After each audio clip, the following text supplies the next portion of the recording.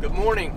I'm John. This is Things That Fun, and this is day 8 of my Lotus Esprit head gasket repair.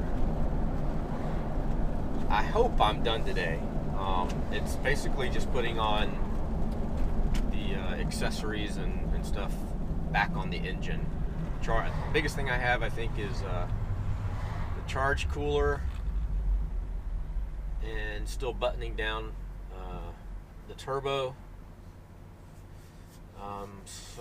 Some coolant lines.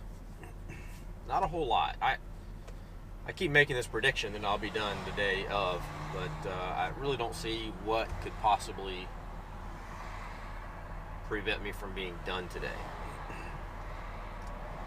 But right now I'm taking back the torque wrench to Pep Boys. I wanted to get that done before I got started. So it should be a pretty quick day. I hope I'm starting that thing today. Part of me is really excited and ready to get it started, and the other part's like, I just hope the thing doesn't blow up in a huge ball of flame or something.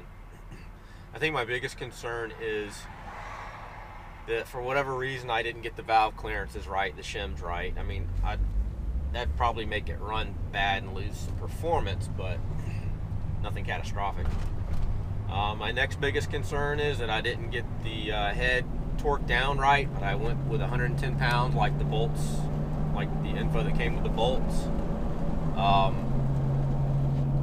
concerned that it leaks immediately as soon as I start it up, that for some reason that gasket didn't seal. I'm concerned about the valve timing. I mean, I've got the dots on the cam shaft, or the cam sprockets, lined up exactly like they were at top dead center before I took it apart. I've got the flywheel at top dead center. The timing belt's on. I haven't checked the tension yet. I'll double check that before I start it while it's cold. I'm concerned that the timing belt will run off the sprockets. I've heard horror stories about if the cam shaft or the cam housings or the head is not perfectly flat, that it causes an angle on the camshaft sprockets and the belt can run off. That would cause a lot of damage. So I think what I'm going to do is before I put the spark plugs in, turn it by hand on the crankshaft with a ratchet a few times and a few revolutions, just to work through and just make sure everything looks good and the belt doesn't run off and I don't hear any interference with the valves or anything, or feel them. Other than that, if it starts and runs good and everything looks good, the next thing is longevity. A very well-known Lotus guy, Robert Morazen, is the actual guy that built the engine when I had it rebuilt. He did the engine, and I know he did everything perfect on it.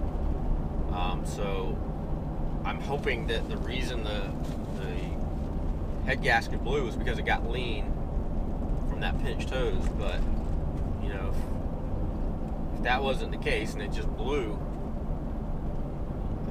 I don't know what chance I have at getting it done well enough to where it'll last. I mean, I guess 5 years, 10,000 miles or so. Of course, I don't want to do this every 5 years, but hopefully it's on there correctly and will last. Anyway, getting ready to get out at Pep Boys and return this torque wrench and head back to the house and get started.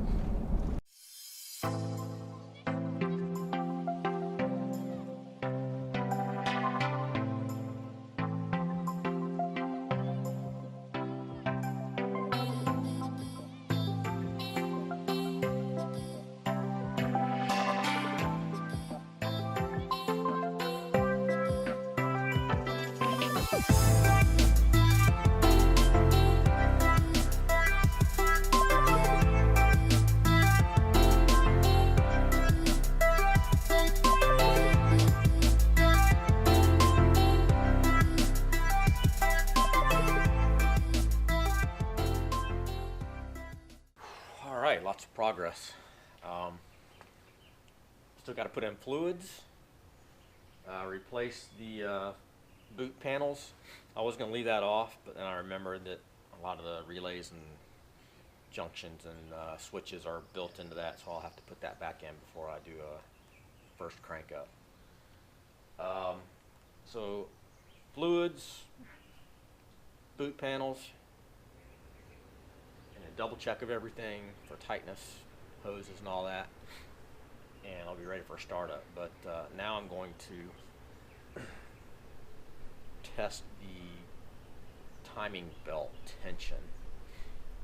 Unfortunately, there's no hard fast number for the Gates Blue Belt on what it should be at, even with the clavis gauge, the Burroughs gauge, whatever it's called. General consensus is between 95. Well, so I'm going to use the Hertz method. I'm going to tune it with the app. I think 110 is what it tuned at with the factory black belt. I'm going to be, and I think what people have settled on is between 95 and 100 for the blue belt. And most people say that as long as it doesn't flutter when revved or whine, flutter would be too loose, whining would be too tight, it should be good. So I'm going to go into there and just test it and see what it tunes at, and do a few revolutions hand cranking the crankshaft just to make sure everything feels smooth and I don't see any problems. And then I'll do the fluids and the boot panel and hopefully be starting it up soon. Here we go.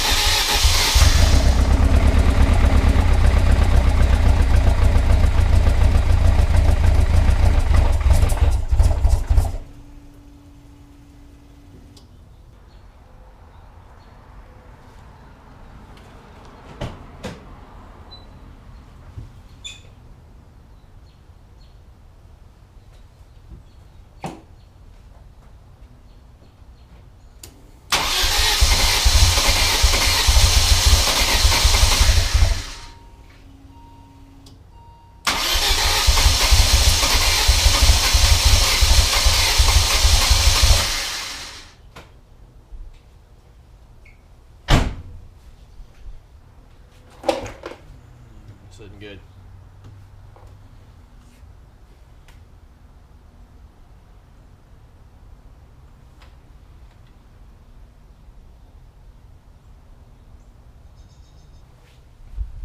I don't know what's wrong. Like the timing, but everything's back exactly like it was.